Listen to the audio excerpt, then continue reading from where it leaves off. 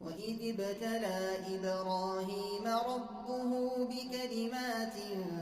فأتمهن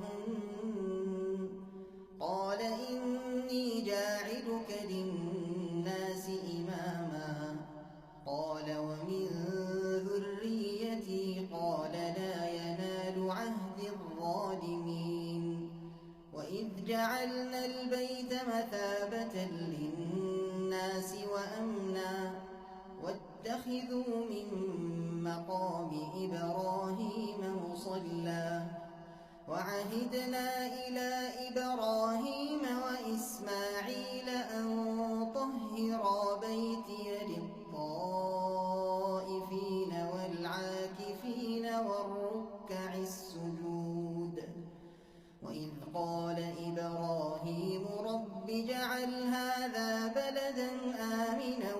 وارزق أهله من الثمرات من آمن منهم بالله واليوم الآخر قال ومن كفر فأمتعه قليلا ثم أضطره إلى عذاب النار وبئس المصير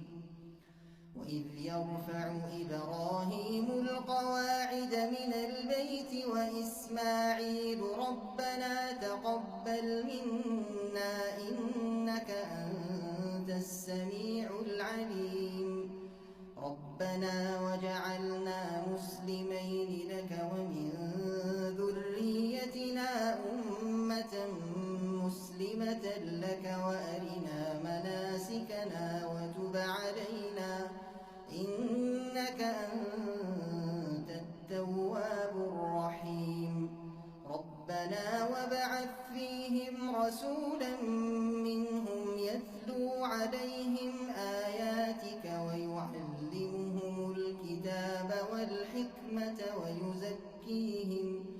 إنك أنت العزيز الحكيم ومن يرغب عن ملة إبراهيم إلا من سفه نفسه ولقد اصطفيناه في الدنيا وإنه في الآخرة لمن الصالحين إذ قال له ربه أسلم قال أسلمت لرب العالمين ووصى بها إبراهيم بنيه ويعقوب يا بني إن الله اصطفى لكم الدين فلا تموتن إلا وأنتم مسلمون أم كنتم شهداء إذ حضر يعقوب الموت إذ قال لبنيه ما تعبدون من